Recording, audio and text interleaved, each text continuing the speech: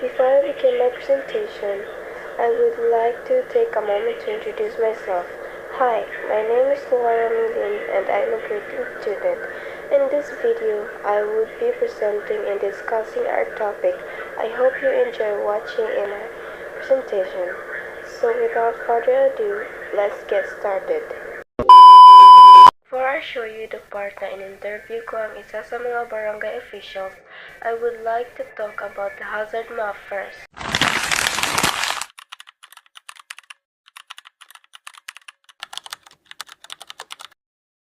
Ngayon, dito na talaga nagsisimula ang totoong video presentation.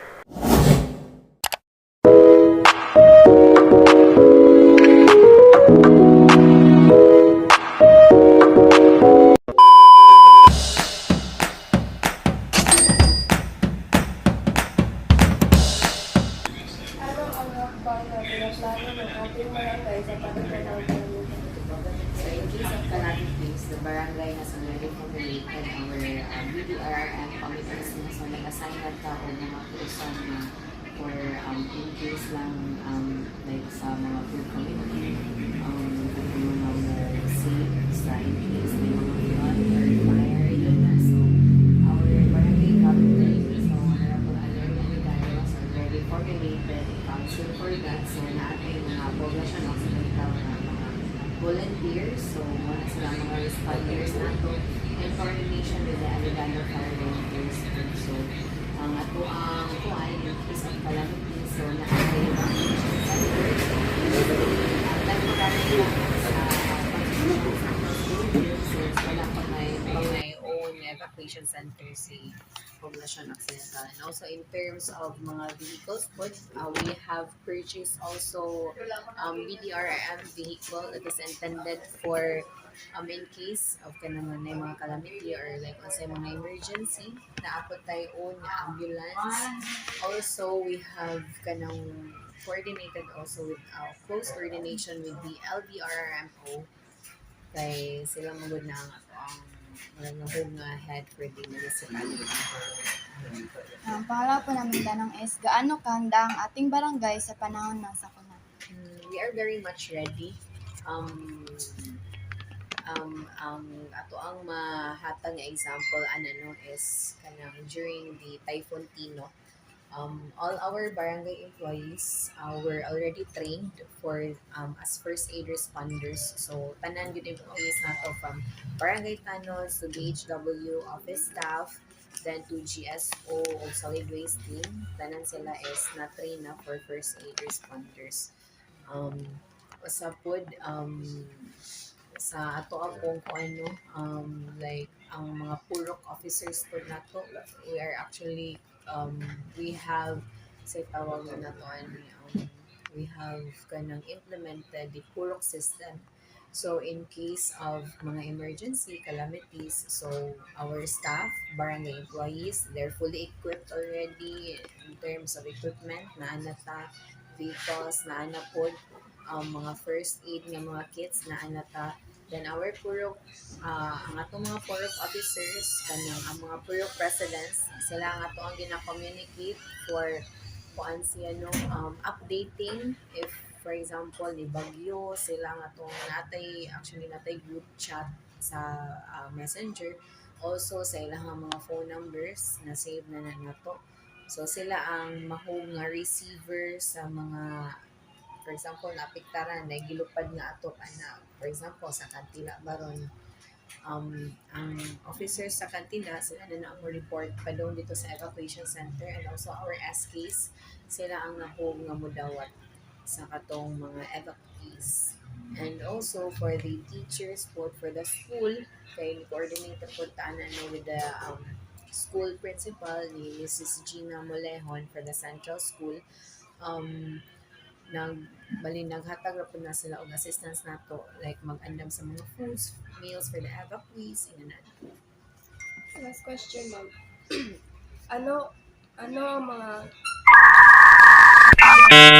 ano ang mga hakbang na ginagawa ng ating barangay upang mabigyang solusyon ang mga epekto ng kalamidad at sakuna? like unsa ang lihim mga steps. Pwede niyo elaborate steps ni barangay nga mahimong solusyon nga maepekto. unsay solution o unsay kuan.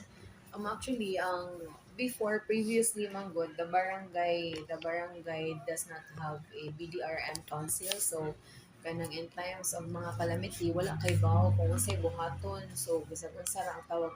So, karon ang solution na ginit ni CAP is naghimo gyud og kanang point persons. Like, kinsa ang like for example, mag-need og ka ng food, kinsa ang tawgan, ana. So, every time before calamity, like for example, typhoon, kay di ba, gina-report naman na siya no, sa gina-report na siya nga na incoming. So, padong pa ng ang typhoon, gimiting na natanan. Kay mag-assign na og mga mag-assign na og mga task, mag-tasking na gani, mag-remind sa ilang task, gani mo buhaton, and ana. So, mo na siya niyong ganina fully prepared. It's because naka-create ng committee. And in times of before mahitabo ang calamity, nag-conduct na tag mga meetings. On tanan is on call. Like for example, moabot ang typhoon on a Friday. By Thursday, alert na tanan. So, gina-request na tanan committee nga open phone tanan ba or ang radio dapat naka-charge tanan. So, in order nahimo sa siyang effective, it's because ang mga personnel nga gi-assignan anang nga task is naaslay ownership sa lang task. So, what I mean by ownership, gi-assign ang usa ka tawo kanang mo respondi. Like for example, ang GSO na to, if makabalo na nga nay padung bagyo, so mamutulog kahoy, manghipos-atan, and those personnel nga who has been assigned by that is kanang na siya ownership sa iyong task. So, yang gibuhat ang iyang mga task, ana.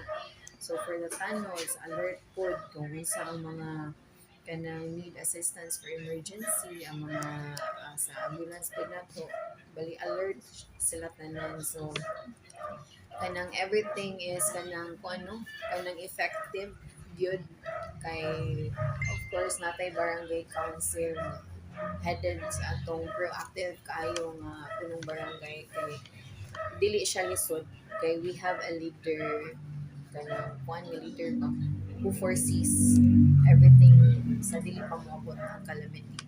So it is a great advantage to have a kanang effective and proactive leader sa barangay kay without having a proactive na leader kanang dili pod mahimong effective ang mga personnel below him. So muna, we are thankful to have a proactive, a very effective leader kanang with us. And na-interview na siya from the other students po. And nakakuha na po to sila mga data ni CAP. And honor. Maraming salamat po sa inyong oras po para sa amin. Sir, tapos na po.